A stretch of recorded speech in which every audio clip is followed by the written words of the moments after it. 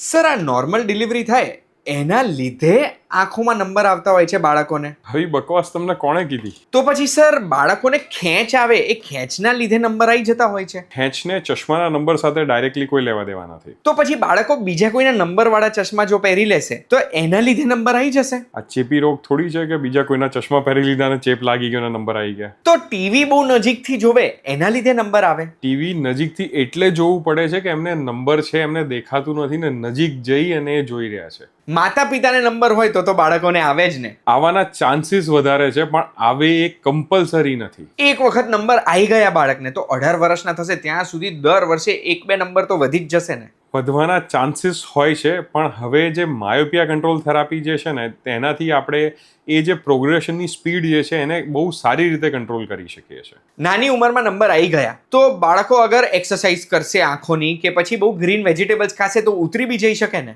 બિલકુલ એવું નથી. આ દુનિયામાં એવી કોઈ એક્સરસાઇઝ એવા કોઈ યોગા કે એવું કોઈ વેજીટેબલ્સ કે કોઈ વસ્તુ નથી બનેલી જેનાથી ચશ્માના નંબર જે છે એ ઉતરી જાય. તો પછી ખુલ્લા પગે ઘાસમાં ચાલીશ તો નંબર ઉતરી જ જશે ને. જો એવી રીતે ઉતરતા હોત તો મારે દરરોજ સવારે 2 કલાક ઘાસમાં ચાલવું જોઈએ. તો પછી સર મારે એ જાણવું છે કે બાળકોના નંબર નાની ઉંમરમાં જો આવી ગયા તો કંટ્રોલ કઈ રીતે કરવાનો, અગર નંબર આવી જાય છે તો એ ઓળખવા કઈ રીતે, અને નંબર આવી ગયા એના પછીની ટ્રીટમેન્ટ કઈ છે. એટલું બધું તમારે જાણવું હોય તો આટલા ટાઈમમાં તો નહીં થાય ને. એના માટે તો પૂરો વિડીયો જોવો પડશે તમારે.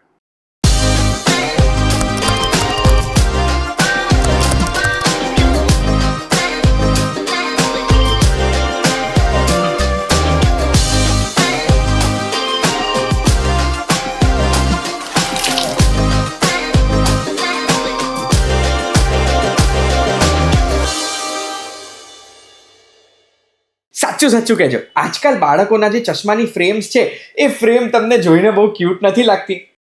ક્યુટ લાગે ના લાગે, બાળકોમાં ચશ્મા હોવા ના જોઈએ એવું હું માનું છું. અને આજકાલ જે બાળકોમાં નંબર વધી ગયા છે ને એને લઈને મને તો બહુ જ બધા પ્રશ્નો છે. મારું પોતાનો એક બાળક છે જેને મને નથી જોઈતું કે ક્યારે બી નંબર આવે ને, એટલે બાળકોને આવતા નંબર અને એના કારણો અને એના સોલ્યુશન બધું પૂછવા માટે એક બહુ જ સ્પેશિયલ જગ્યાએ આવ્યો છું. ક્યાં આવ્યો છું? તો હું આવ્યો છું ડૉક્ટર પાર્થ રાણાની સાથે. Sir, thank you so much અમને સમય આપવા માટે. સરનું ટૂંકમાં ઇન્ટ્રોડક્શન આપું. અત્યારે આપણે આવ્યા છે નેત્રાલય સુપર સ્પેશિયાલિટી આઈ હોસ્પિટલમાં જે અમદાવાદમાં છે, જેના મેડિકલ ડિરેક્ટર સર છે. હવે સરે અત્યાર સુધી 3000થી વધુ 3D આઈ સર્જરી કરી છે. ગુજરાતનું પહેલું 3D આઈ સર્જરી મશીન નેત્રાલયમાં આવ્યું હતું અને આ નેત્રાલય હોસ્પિટલની આખી ટીમે મળીને તો 10,000થી વધુ સર્જરીઝ કરી છે. સર ઇન્ડિયાના પહેલા આઈ ઇન્જરી સર્જન છે. આંખોને લઈને તો એમને બહુ જ બધી વસ્તુઓ ખબર છે. સર પોતે એક સાયન્ટિસ્ટ બી છે, આમ ફાઉન્ડર બી છે. સરનું પેટન્ટેડ નેત્રમણી છે. નેત્રમણી એક એવો લેન્સ હોય જે મોતિયાનું ઓપરેશન થાય ને, કેટેરેક્ટનું ઓપરેશન, એમાં આપણો લેન્સ કાઢીને નેત્રમણી ફિટ કરવામાં આવે છે. તો એ પેટન્ટેડ નેત્રમણી સરનો દુનિયાભરમાં યુઝ થાય છે. આ નેત્રમણી દુનિયાભરમાં એટલે યુઝ થાય છે કારણ કે આના લીધે મોતિયાનું જે ઓપરેશન છે એ ઓપરેશનનો સમય 20-30 મિનિટથી ઘટી ગયો છે.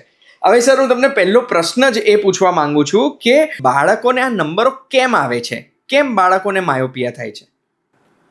આ માયોપિયા જે છે ને એ અત્યારે એક પેન્ડેમિક છે. પેન્ડેમિક એટલે જે રીતે કોરોના હતો ને એ રીતની વસ્તુ છે. અત્યારે ઓલ ઓવર વર્લ્ડમાં બધી જગ્યાએ બાળકોમાં અમે જે છે એ માયોપિયાનું જે છે ને એ પ્રમાણ ખાસું વધતું જોઈ રહ્યા છીએ. અને બેઝિકલી એનું જે મેઇન કારણ અત્યારે જો જોઈએ ને તો પોસ્ટ કોરોના વધી રહ્યું છે. અને લગભગ 2040 સુધીની જે એક્સપેક્ટેશન છે કે દર બીજા માણસને જે છે માયોપિયા હશે. દર બીજો માણસ જે છે એના આંખમાં માઇનસ નંબરની પ્રોબ્લેમ સાથે જીવતો હશે. અને એ બધાનું કારણ મેઇન એવું છે કે જે આપણે પહેલા આઉટડોર એક્ટિવિટીઝ કરતા હતા ને એ પોસ્ટ કોરોના જે છે ને એ લોકોના મગજમાં એક તો બીક છે વધારે બહાર નીકળવાની, અને બીજું જે છે કે હવે એક કમ્ફર્ટ ઝોન આવી ગયો છે કે જેની અંદર આપણે ઘરમાં જ બેસવું એ બધાએ જે છે પોતાનો એક નિયમ બનાવી લીધો છે. પહેલા એવું હતું કે દરરોજ સાંજે બાળકો 1-2 કલાક માટે બહાર રમવા જતા હતા. ઓલ્ડ એજના લોકો હોય એમની જે છે એક મંડળી ભેગી કરીને દરરોજ સાંજે બહાર બેસે થોડીક વાર માટે. ઇવન જે ઘરના લેડીઝ જે છે એ પણ થોડોક ટાઈમ બહાર કાઢે. જેન્ટ્સ લોકો જ્યારે રાતે આવે તો એટલીસ્ટ 1-2 કલાક બહાર આંટો મારવા માટે નીકળે. પણ પોસ્ટ કોરોના એવું થઈ ગયું છે કે લોકોને હવે જે કમ્ફર્ટ ઝોન આવી ગયો, જે ઘરની બહાર જવું નથી, અને ખાસ કરીને એમને જે ઘરમાં જે ચોંટાડીને રાખે જે વસ્તુઓ જે છે ને, જે અલગ અલગ સ્ક્રીન, એ મોબાઈલ, ટીવી, લેપટોપ, આ બધી જે સ્ક્રીન જે હવે એમને જે ચોંટાડીને રાખે છે ને એના કારણે જઈને આ બધી પ્રોબ્લેમ્સ વધી છે. એટલે બહાર બહુ જાય લોકો, બહાર આઉટડોર ટાઈમ વધારે સ્પેન્ડ કરે તો નંબર આવવાના ચાન્સીસ ઘટી જાય, એવું થાય? બિલકુલ સાચી વાત છે.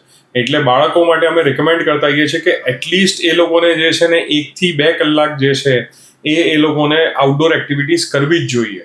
પણ અત્યારે આપણે જો રૂટીન બાળકોમાં જોઈએ ને તો 1 થી 2 કલાક આઉટડોર એક્ટિવિટી તો દૂરની વાત રહી, 15 મિનિટ આઉટડોર એક્ટિવિટી નથી. અને એ લોકોનો જો સ્ક્રીન ટાઈમ જોઈએ તો એકચ્યુઅલી એ લોકોનો દિવસનો સ્ક્રીન ટાઈમ જે છે ને એ અડધો પોણો કલાકથી ઓછો હોવો જોઈએ.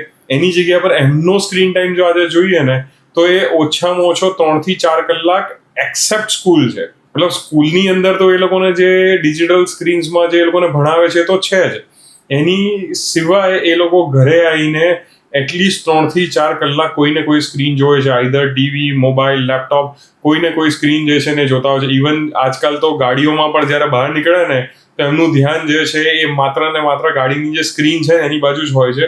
એ આજુબાજુની વસ્તુઓ માણવાનું ભૂલી ગયા છે, કારણ કે એમને જે સ્ક્રીન્સ જે બ્રેઇનને એટ્રેક્ટ કરે છે, આ જે એકચ્યુઅલી આ સ્ક્રીન્સને જે અંદર જે પ્રોગ્રામ્સ આવે છે એને જે ડિઝાઇન કરવાવાળા જે સાયન્ટિસ્ટ છે એ લોકોએ એટલું એડિક્ટિવ બનાવી દીધું છે આને કે આ બાળકોના મગજ જે છે ને એ એની સાથે એટલા એટ્રેક્ટ થઈ જાય છે કે બહાર બધું જોવાનું જ ભૂલી જાય છે. એમને બહારની દુનિયા ખબર જ નથી, જે છે બધી સ્ક્રીન જ છે.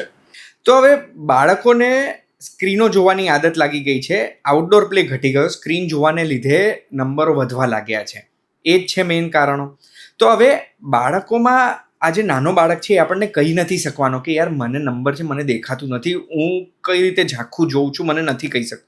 પણ આપણે એઝ પેરેન્ટ્સ આપણે શું જોઈશું તો આપણને ખબર પડશે કે આપણા બાળકોને કેવા લક્ષણો, શું કરશે બાળકો તો ખબર પડશે કે બાળકોને નંબર હોઈ શકે છે?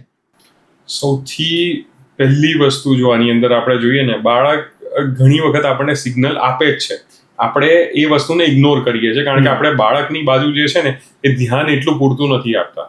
ક્યાંય બી બાળક જે છે ને કોઈ બી મોબાઈલ જોવે છે, કોઈ બી ટીવી જોવે છે કે કંઈ બી લખે વાંચે છે તો બાળક જે છે ને એની આંખો ઝીણી કરવાનો ટ્રાય કરે છે કે એને સારી રીતે દેખાય, એ નજીક લાવવાનો કંઈ વસ્તુ લાવવાનો ટ્રાય કરે છે કે એને દેખાય. ઘણી વખત શું હોય છે કે જઈને બાળક જ્યારે સ્કૂલમાં હોય છે તો સ્કૂલના ટીચર્સ પણ જે છે અમુક વખત આ વસ્તુઓ ઇગ્નોર કરી કાઢે છે કે બાળક જે છે ને બોર્ડમાં સામે જોઈને નથી લખતું પણ બાજુવાળાની કોપીમાંથી જોઈને લખે છે, કારણ કે એને બોર્ડ પર સામે શું લખેલું છે ને દેખાતું જ નથી. એ બાજુવાળો છોકરો જે લખી રહ્યો છે ને એ બાજુ નજીક જઈને ત્યાંથી એનામાંથી કોપી કરે છે, કારણ કે એને એ વસ્તુઓ ખબર નથી પડી રહી. બીજું એક બહુ જ કોમન વસ્તુ આજે હું તમને કહું ને તો બાળકોમાં ચીડિયાપણું છે. એ જે ચીડિયાપણું જે છે ને કે એ શું છે કે બાળકનું એક પોતાનું પ્રોટેક્ટિવ મિકેનિઝમ છે કે બાળક એમ કહેવા નથી માંગતું કે તમે એને કીધું કે જેને આજે તારે આટલું વાંચવાનું છે, તારે આટલું જે છે ભણવાનું છે, તો બાળક જે છે કહેવા નથી માંગતું કે એનાથી થતું નથી, એને સમજણ નથી પડી રહી કે શું થઈ રહ્યું છે એની સાથે. તો એ જે છે ને તમારા જે ઓર્ડર્સ છે ને એ બધાને ઇગ્નોર કરે છે.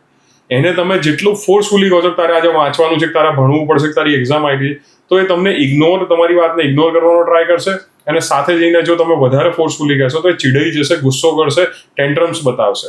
એટલે એને ખબર છે, એને દેખાતું નથી પણ એ એક્સેપ્ટ નથી કરી રહ્યો એક બાળક કે મને દેખાતું નથી અને હું જણાઈશ નહીં કોઈને. બિલકુલ એ જણાવતો નથી અમુક વખત ને અમુક વખત જે છે એને ખબર પણ નથી કે એને એકચ્યુઅલી દેખાવું જોઈએ, કારણ કે તમને મને એ ખ્યાલ છે કે જઈને કે આજે જઈને તમારો ચહેરો મને સ્પષ્ટ દેખાય તો કેવું હોય કે આજે મને તમારા જે છે કે દાઢીના એક વાળ જે છે અલગથી દેખાય છે, પણ એ બાળકને ખબર નથી કે આવી રીતે દેખાવું જોઈએ. આજે બાળકને તમે પૂછો બહાર જઈને કે ઝાડ દેખાય છે તને સામે, તો એને ખબર છે બધું મોટું મોટું બતાવ્યું છે કે આવું જે છે ને એવું ઝાડ હોય, પણ ઝાડનું પત્તું એને કેવું દેખાવું જોઈએ, કે ડાળીઓ એને કેવી દેખાવી જોઈએ, કે ડાળી પર એક જે પક્ષી બેઠું છે એને દેખાવું જોઈએ.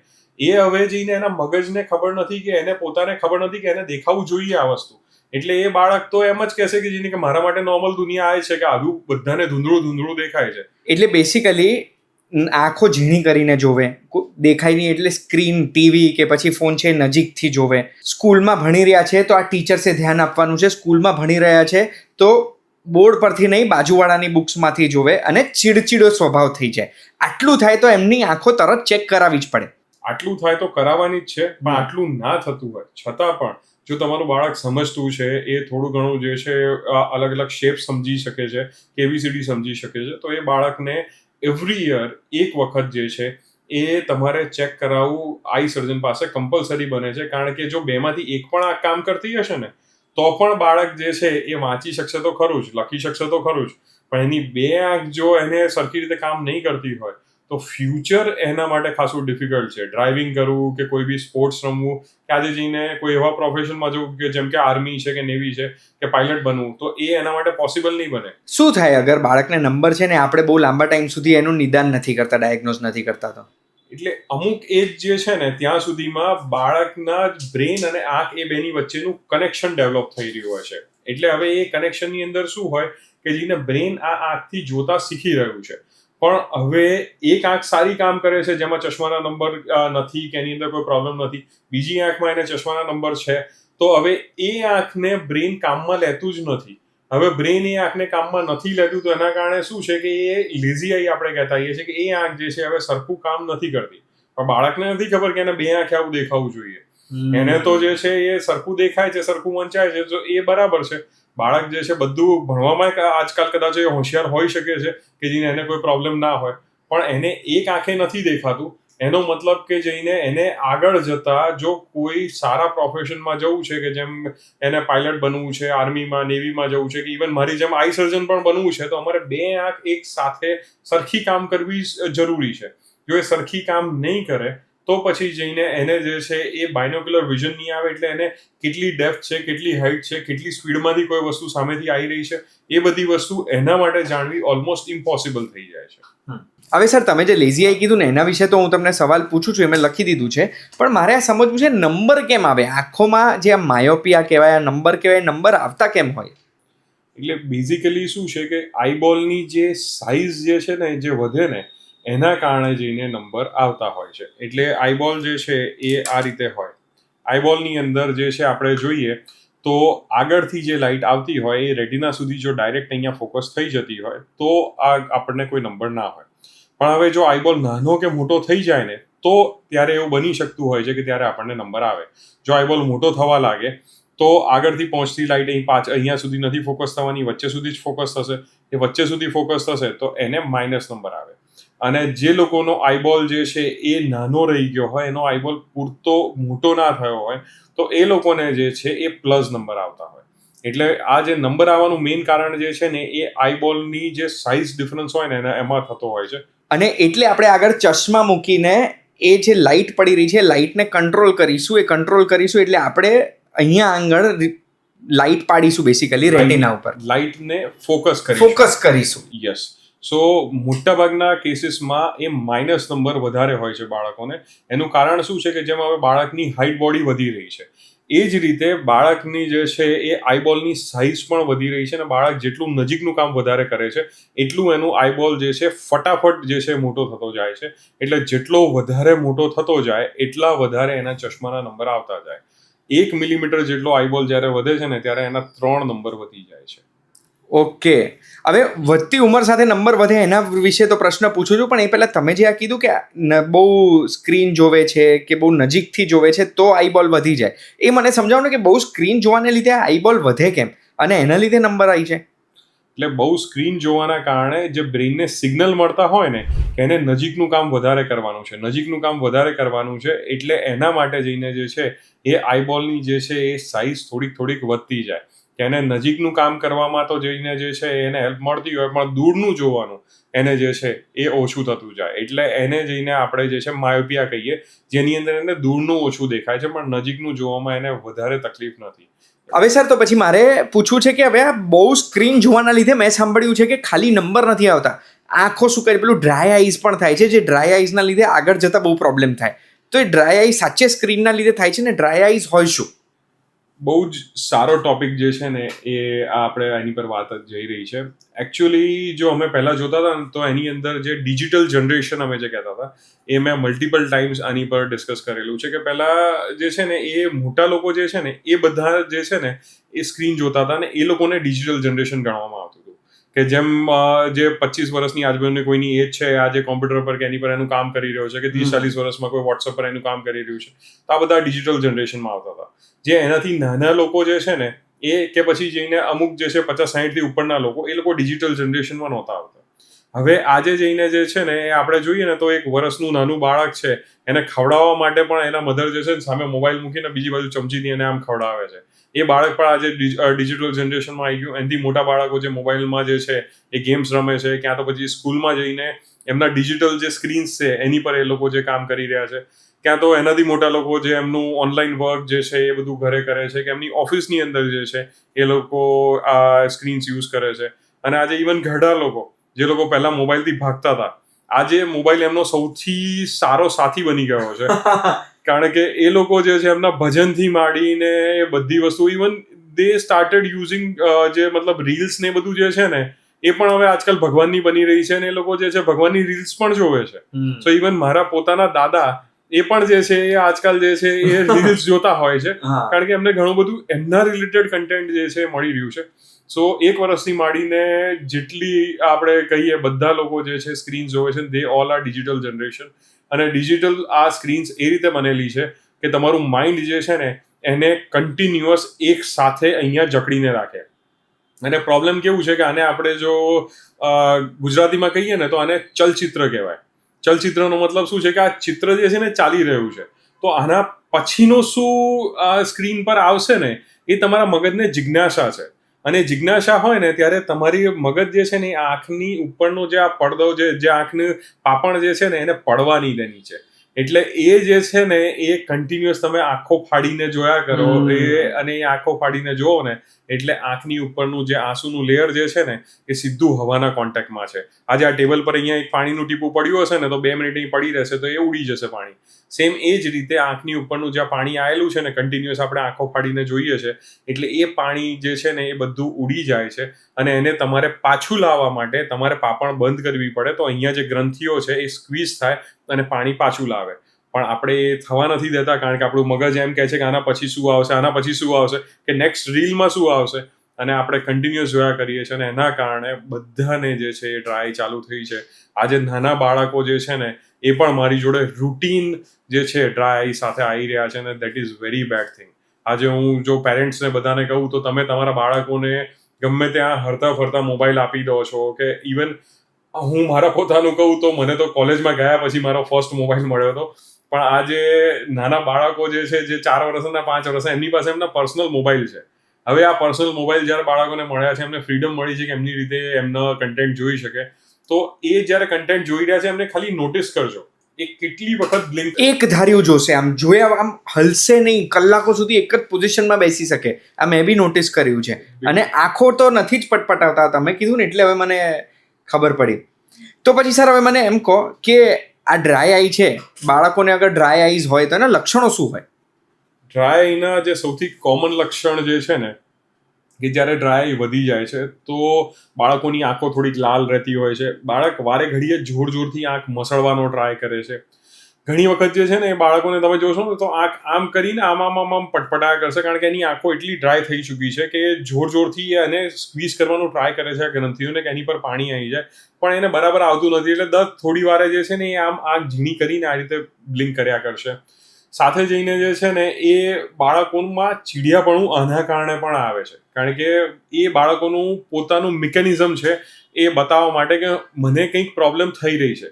કારણ કે આજે તમને કે મને જ્યારે કોઈ પ્રોબ્લેમ થતી હોય ને તો આપણે મોઢાથી કહી દઈએ છીએ કે ચાલ આ વસ્તુ છે, કારણ કે આપણી પાસે એને એક્સપ્લેન કરવા માટેના વર્ડ્સ છે, બાળકો પાસે નથી. બાળકો માટે તો જે છે કે એ તમે એને પૂછ્યું કે તને શું થાય છે તો એ જવાબ નહીં આપે. તમે બીજી વાર પૂછ્યું તો ગુસ્સો કરશે, ક્યાં તો કોઈ વસ્તુ હાથમાં આવી છે અને ફેંકીને ઊભો થઈને જતો રહેશે, કારણ કે એને ખબર જ નથી કે આ વસ્તુને કહેવાય શું. અને જો કદાચ અમુક બાળકને જેને ખબર પડી છે કે જેને કહેવાય શું, તો એ જો કહી દેશે કે એની આંખમાં પ્રોબ્લેમ થાય છે તો તમે એની સ્ક્રીન લઈ લેશો. તો આજે બાળકો જે છે એ બોલવા નથી માંગતા કે મને આ પ્રોબ્લેમ છે.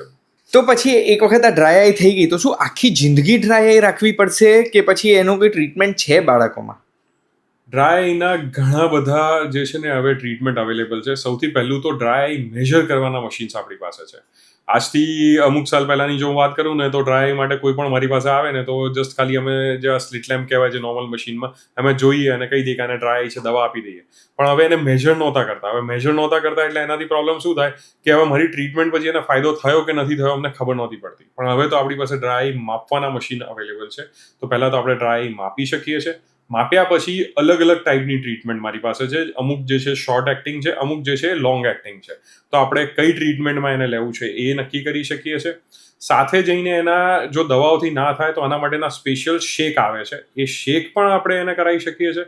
અને જો શેકથી ના થાય તો એના જે સ્પેશિયલ લેઝર્સ આવે છે જેને IRPL કહેવાય છે, એ IRPLનું જે ફર્સ્ટ જે મશીન હોય અત્યારે ગુજરાતનું, એ પણ આપણા ત્યાં લઈને આવ્યા છે. અને આપણે એનાથી IRPLથી પણ બાળકને લોંગ ટર્મ માટે જે છે આપણે હેલ્પ કરી શકતા હોઈએ છીએ. હવે આઈએ સર, મેં એક પોઈન્ટ નોટ કરી લીધો હતો કે એક આંખનું અગર ગ્રોથ પ્રોપર નથી થતો તો એને એ જે થઈ રહ્યું છે એ આપણે વહેલું કઈ રીતે ઓળખી શકીએ? કે તમે કીધું કે અગર એક આંખમાં નંબર છે ને એ ગ્રો નથી કરવા દેતું આપણું બ્રેન અને બીજી આંખ ઉપર સ્ટ્રેન, તો એ ઓળખવું કઈ રીતે અને એને અટકાવવું કઈ રીતે?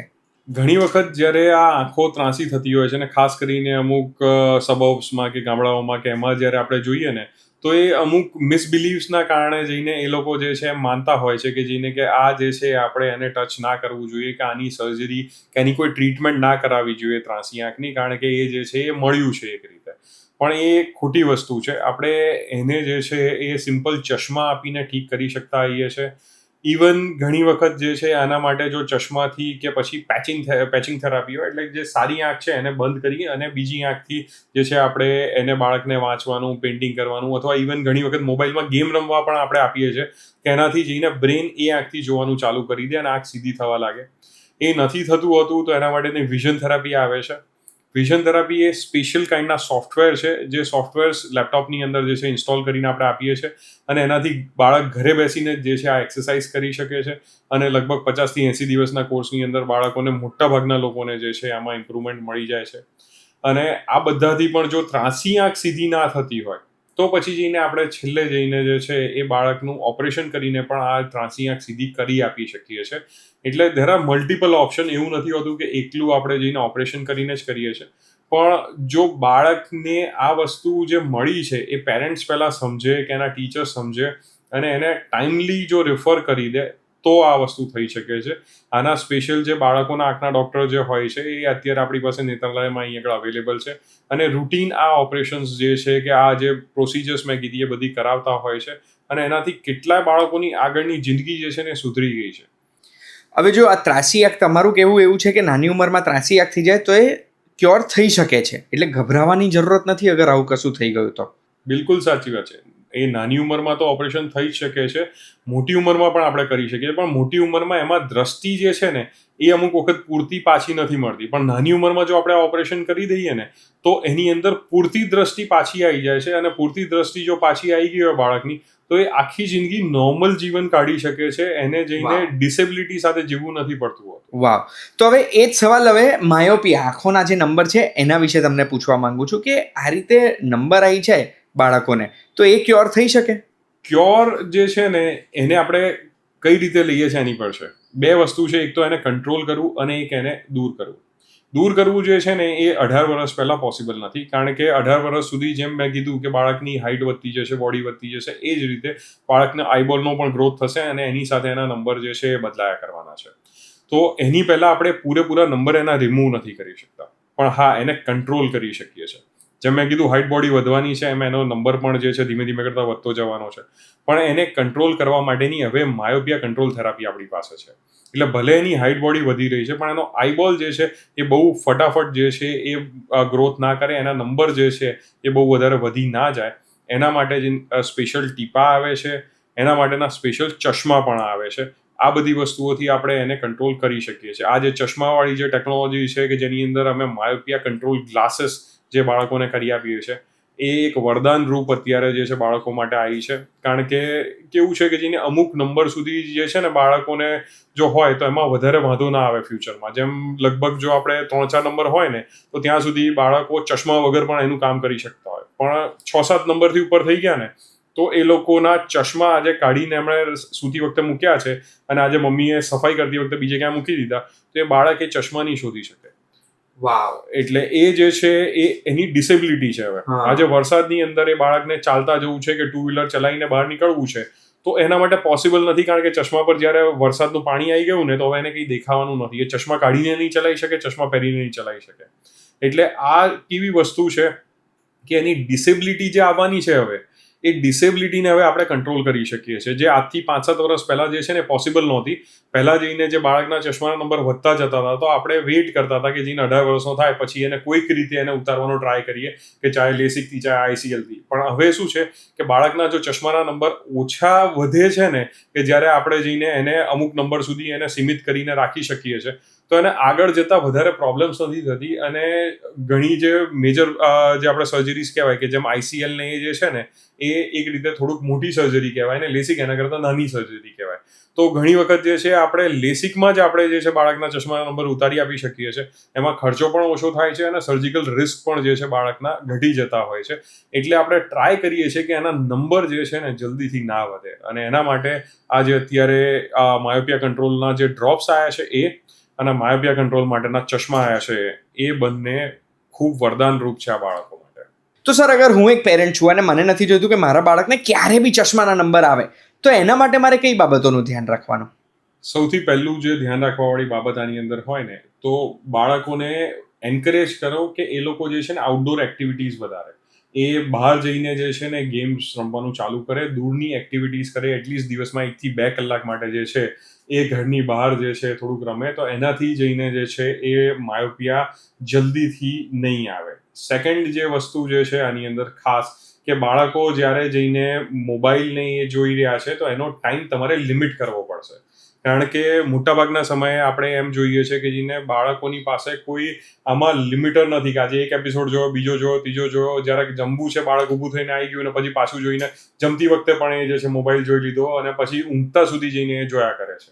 એ ચાહે એક મોબાઈલમાંથી નીકળીને ટીવીમાં જશે, ટીવીમાંથી નીકળીને ટેબમાં જશે, એ એકની એક જે છે સ્ક્રીનમાં જતું રહે છે. તો એ બધી વસ્તુઓમાં તમારે એને અટકાવવું ખૂબ જરૂરી છે. અધરવાઇઝ એમને માયોપિયા પણ જે છે એ વધશે અને સાથે જઈને એમની આંખો પણ ખાસી ડ્રાય થશે. આના કારણે જે ફ્યુચરની અંદર જે છે એ એમની દ્રષ્ટિ પણ ઓછી કરી શકે છે. હું ખાલી ડિસ્કમ્ફર્ટની વાત નથી કરતો કે ડ્રાયના કારણે જે ઇરિટેશન થઈ રહ્યું છે, પણ આગળ જતાં જો સિવિયર ડ્રાય હોય તો એના કારણે દ્રષ્ટિ પણ બાળકોની ઓછી થઈ જાય છે ઘણી વખત. તો હવે પેરેન્ટ્સને શું મેસેજ આપશો તમે આટલી વસ્તુઓ ધ્યાન રાખવા માટે? હું પોતે પણ એક પેરેન્ટ છું અને આજે જો હું કહું કે જઈને સૌથી જરૂરી વસ્તુ જો મારા બાળકો માટે મને જે લાગતી હોય ને જે બાકી બધા પેરેન્ટ્સે પણ કરવું જોઈએ, એ છે બાળકો માટે ટાઈમ આપવાનો. આપણે આજકાલ પોતાની લાઈફમાં ઘણા બિઝી છીએ. મોટાભાગના શહેરમાં જે રહેવાવાળા જે લોકો છે એ આજે એમની લાઈફમાં કંઈક ને કંઈક બિઝી જ ચાલે છે અને જ્યારે એ એમના કામમાંથી પાછા આવે છે તો એ મી ટાઈમ શોધે છે. પણ આ જે બાળકો આપણી જે જવાબદારી છે કે જે આપણે જેમને સાચવવાના છે, આપણે એમની પાછળ વધારે ટાઈમ નથી આપતા. બાળક જ્યારે એ ઘરની અંદર છે તો એને એન્કરેજ આપણે કરીએ કે બાળક જ્યારે આપણી પાસે આવતું હોય ક્યારે રમવા માટે કઈ રીતે, તો એને આપણે આઉટડોર એક્ટિવિટીઝમાં વધારે લઈ જઈએ. ઘરની વિડીયો ગેમ્સ છે કે જઈને એને બીજી કોઈ વસ્તુઓમાં આપણે વધારે એન્ગેજ ના રાખીએ અને એની સાથે બહાર જઈને આપણે ક્રિકેટ રમીએ, ફૂટબોલ રમીએ, બેડમિન્ટન રમીએ, તો એ બાળકની આંખો માટે પણ સારું છે, બાળકની પોતાની સાયકોલોજી માટે પણ સારું છે અને સૌથી વધારે જે આજે બાળકોની બોન્ડિંગ જે છે ને એ મધર ફાધર સાથેની એ ઘણી ઓછી થઈ રહી છે, પણ એ પણ આનાથી વધી શકે છે. એટલે બાળકોની આંખોમાં તો ફાયદો થશે જ, પણ એની સાથે જઈને તમારે તમારા બાળકને ઓળખવા માટે કે બાળકને તમારી જાતને ઓળખવા માટે એ જે તમારે ટાઈમ આપવો પડશે, એ એના સિવાય બીજી કોઈ જ વસ્તુ નથી કે જે હું તમને એડવાઇસ કરી શકું. વાવ! એટલે તમે જે આ મેસેજીસ આપ્યા ને, આ મેસેજીસ મને તો દિલ પર વાગી ગયા. મારો પણ એક 5 વર્ષનું બાળક છે અને આઈ થિંક આ બધી વસ્તુઓનું હું ધ્યાન રાખીશ. જતાં પહેલાં ખાલી મને સર એટલું કહી દો કે બાળકોની આંખો કેટલા વર્ષે એક વખત ચેક કરાવવી જોઈએ? જો બાળકને કોઈ પણ તકલીફ ના હોય તો વર્ષમાં એક વખત. ઘણી વખત એમ કહેતા હોય છે પેરેન્ટ્સ કે જેને કે અમે 2 વર્ષ પહેલાં ચેક કરાવ્યું, 3 વર્ષ પહેલાં ચેક કરાવ્યું, કે એને કોઈ પ્રોબ્લેમ નહોતી તો અમે ચેક ના કરાવ્યું. પણ એવું જરૂરી નહોતી કે ગઈકાલે પ્રોબ્લેમ નહોતી તો આજે નહીં આવે. ચશ્માના નંબર પહેલાં ના હોય તો આગળ જતાં આવી શકે છે.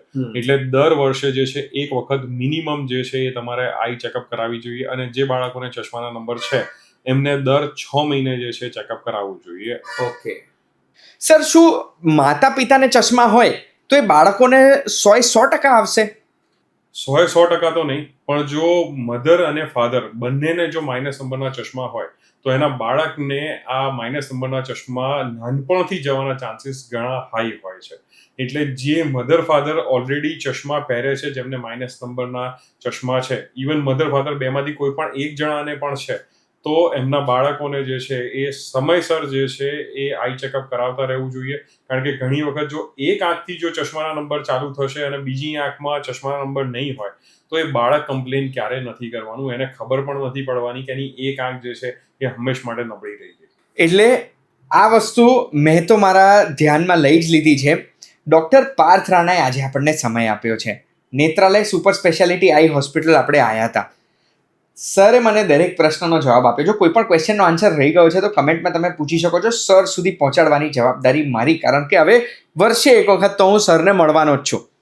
Thank you so much sir. આ વિડીયોમાં તમે મને સમય આપ્યો અને દરેક પ્રશ્નનો જવાબ આપ્યો. કોઈ પણ પ્રશ્ન છે સરને ડિરેક્ટલી પૂછવા માંગો છો તો ડિસ્ક્રિપ્શનમાં પણ ફોન નંબર મૂક્યો છે, સ્ક્રીન ઉપર પણ તમને દેખાય છે. અને આવી વિડીયોઝ જો જોવી ગમે છે તો યાર નવી ચેનલ મેં બનાવી છે. સબસ્ક્રાઇબ બટનને તોડી નાખો, ફોડી નાખો, સબસ્ક્રાઇબ કરજો. અને આ વિડીયો જો ગમી છે, ઇન્ફોર્મેશન ગમી છે તો લાઇક બટન દબાવતા જજો. આનાથી આ વિડીયોની રીચને થોડો વધારે ફાયદો મળશે, વધુ લોકો સુધી પહોંચશે. આ માહિતી બહુ જ જરૂરી છે. આપણે ફરી મળીશું. ધન્યવાદ. Thank you so much sir.